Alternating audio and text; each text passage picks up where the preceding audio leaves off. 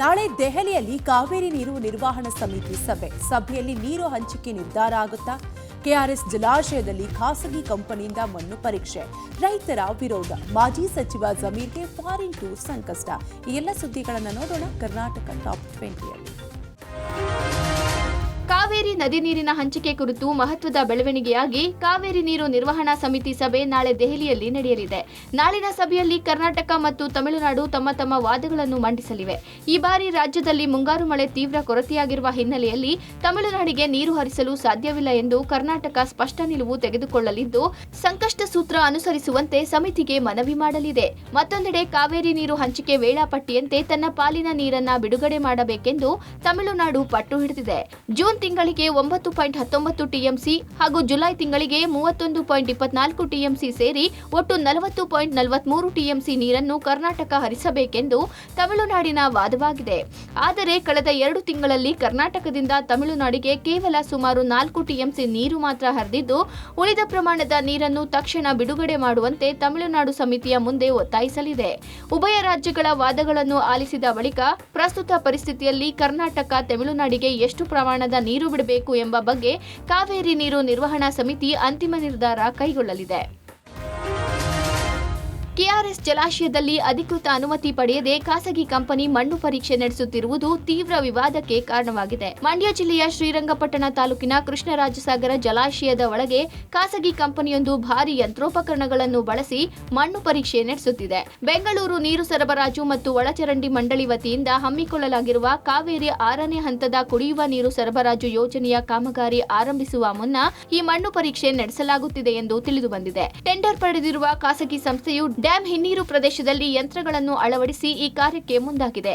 KRS ಜಲಾಶಯದಿಂದಲೇ ಬೆಂಗಳೂರಿಗೆ ಮತ್ತಷ್ಟು ನೀರು ಪೂರೈಸುವ ಈ 6ನೇ ಹಂತದ ಯೋಜನೆಗೆ ಸ್ಥಳೀಯ ರೈತರು ಮೊದಲಿನಿಂದಲೂ ತೀವ್ರ ವಿರೋಧ ವ್ಯಕ್ತಪಡಿಸಿದ್ದಾರೆ.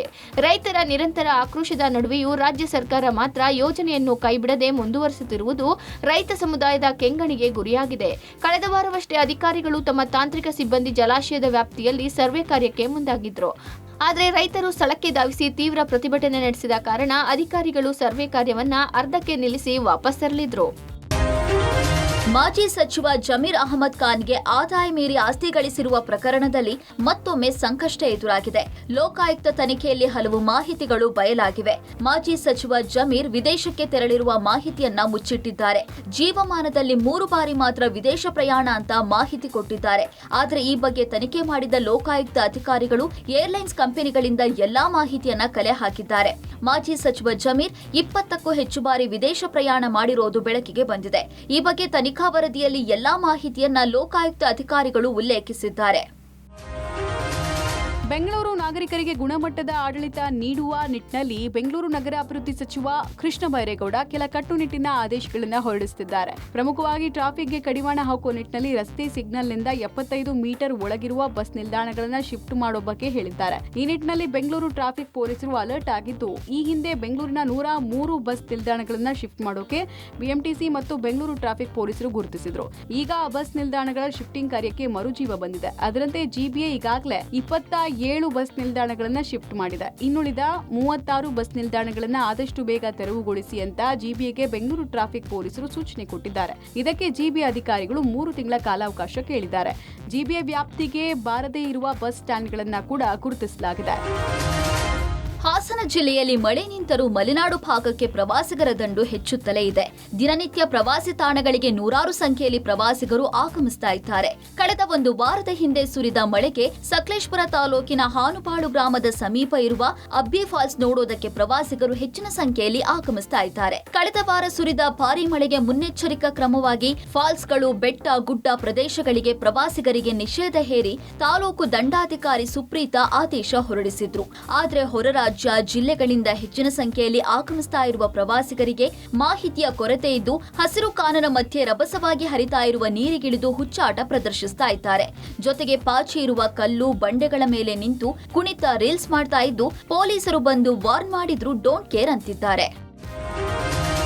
ಬಿಜೆಪಿಯ ಹಿರಿಯ ನಾಯಕ ಹಾಗೂ ಕರ್ನಾಟಕದ ಮಾಜಿ ಸಚಿವ ರಾಮಚಂದ್ರ ಗೌಡ ಬೆಂಗಳೂರಿನ ಖಾಸಗಿ ಆಸ್ಪತ್ರೆಯಲ್ಲಿ ನಿಧನರಾಗಿದ್ದಾರೆ. ವಯೋಸಹಜ ಅನಾರೋಗ್ಯದಿಂದ ಬಳಲ್ತಾ ಇದ್ದ ಅವರು ಚಿಕಿತ್ಸೆ ಫಲಕಾರಿಯಾಗದೆ ಕೊನೆಯುಸಿರೆಳೆದಿದ್ದಾರೆ. ದಶಕಗಳ ಕಾಲ ಸಕ್ರಿಯ ರಾಜಕಾರಣದಲ್ಲಿದ್ದ ರಾಮಚಂದ್ರ ಗೌಡ ಅವರು ಜನಸಂಘದ ಕಾಲದಿಂದಲೂ ಪಕ್ಷದ ಸಂಘಟನೆಯಲ್ಲಿ ತೊಡಗಿಸಿಕೊಂಡಿದ್ರು. ಕರ್ನಾಟಕದಲ್ಲಿ ಬಿಜೆಪಿ ಪಕ್ಷವನ್ನ ತಳಮಟ್ಟದಿಂದ ಕಟ್ಟುವಲ್ಲಿ ಇವರ ಪಾತ್ರ ಪ್ರಮುಖವಾಗಿತ್ತು. ಬಿಎಸ್ ಯಡಿಯೂರಪ್ಪ ಅವರ ಸಚಿವ ಸಂಪುಟದಲ್ಲಿ ಸಚಿವರಾಗಿಯೂ ಅವರು ಜವಾಬ್ದಾರಿ ನಿರ್ವಹಿಸಿದ್ರು. ಸಿಎಂ ಡಿಕೆ ಶಿವಕುಮಾರ್, ಮಾಜಿ ಮುಖ್ಯಮಂತ್ರಿಗಳಾದ ಬಿಎಸ್ ಯಡಿಯೂರಪ್ಪ, ಡಿವಿ ಸದಾನಂದ ಗೌಡ, ಶಾಸಕ ದಿನೇಶ್ ಗುಂಡೂರಾವ್, ವಿಪಕ್ಷ ನಾಯಕ ಆರ್ ಅಶೋಕ್, ಸಂಸದ ಡಾಕ್ಟರ್ ಸಿಎನ್ ಮಂಜುನಾಥ್ ಸೇರಿದಂತೆ ಹಲವರು ಅಂತಿಮ ದರ್ಶನ ಪಡೆದಿದ್ದಾರೆ. ರಾಮಚಂದ್ರ ಗೌಡ ಅವರ ಅಗಲಿಕೆಗೆ ಮಾಜಿ ಸಿಎಂ ಬಿಎಸ್ ಯಡಿಯೂರಪ್ಪ ಪ್ರತಿಕ್ರಿಯಿಸಿ, ನನ್ನ ಸಂಪುಟದ ಸಹೋದ್ಯೋಗಿಯಾಗಿ ಅವರ ಆಡಳಿತ ಚಾತುರ್ಯ ಹಾಗೂ ಬದ್ಧತೆಯನ್ನ ನಾನು ಹತ್ತಿರದಿಂದ ನೋಡಿದ್ದೇನೆ. ಭಗವಂತನು ಅವರ ಆತ್ಮಕ್ಕೆ ಸದ್ಗತಿ ನೀಡಲಿ ಅಂತ ಪ್ರಾರ್ಥಿಸಿದ್ದಾರೆ. ರಾಮಚಂದ್ರ ಗೌಡರ ನಿಧನವು ರಾಜ್ಯ ರಾಜಕಾರಣಕ್ಕೆ ಹಾಗೂ ವಿಶೇಷವಾಗಿ ಬಿಜೆಪಿ ಪಕ್ಷಕ್ಕೆ ತುಂಬಲಾರದ ನಷ್ಟವಾಗಿದೆ ಅಂತ ಸಿಎಂ ಡಿಕೆ ಶಿವಕುಮಾರ್ ಹೇಳಿದ್ದಾರೆ. ಮೂಢನಂಬಿಕೆ ಹೆಸರಲ್ಲಿ ಹಣ ವಸೂಲಿ ಮಾಡುತ್ತಿದ್ದ ಬೇತಾಳ ಸಂಸ್ಥಾನದ ಮೇಲೆ ಪೊಲೀಸರು ದಾಳಿ ಮಾಡಿದ್ದಾರೆ. ಕೆಜಿಎಫ್ ತಾಲೂಕು ಐವಾರಹಳ್ಳಿ ಗ್ರಾಮದ ಬಳಿ ಬೇತಾಳ ದೇವಾಲಯವನ್ನು ಅಕ್ರಮವಾಗಿ ನಿರ್ಮಾಣ ಮಾಡಲಾಗಿತ್ತು. ಇನ್ನು ದೇವಾಲಯದಲ್ಲಿ ಅಕ್ರಮ ನಡೆಯುತ್ತಿರುವ ಬಗ್ಗೆ ಸಾರ್ವಜನಿಕರು ಬೇತಮಂಗಲ ಪೊಲೀಸರಿಗೆ ದೂರು ಕೊಟ್ಟಿದ್ರು. ಈ ಬೆನ್ನಲ್ಲೇ ಪೊಲೀಸರು ದಾಳಿ ನಡೆಸಿ ದೇವಾಲಯಕ್ಕೆ ಬೀಗ ಹಾಕಿ ಅಘೋರಿ ಚಂದ್ರನಾಥ್ನನ್ನ ಬಂಧಿಸಿದ್ದಾರೆ. ದೇವಾಲಯವನ್ನು ಅಕ್ರಮ ನಿರ್ಮಾಣ ಮಾಡಿದ್ದ ಹಿನ್ನೆಲೆ ಕೆಜಿಎಫ್ ತಾಲೂಕು ಕಂಗಾಂಡ್ಲಹಳ್ಳಿ ಗ್ರಾಮ ಪಂಚಾಯಿತಿ ಪಿಡಿಒ ವೈಶಾಲಿ ದೂರಿನ ಮೇರೆಗೆ ಕ್ರಮ ವಹಿಸಲಾಗಿದೆ.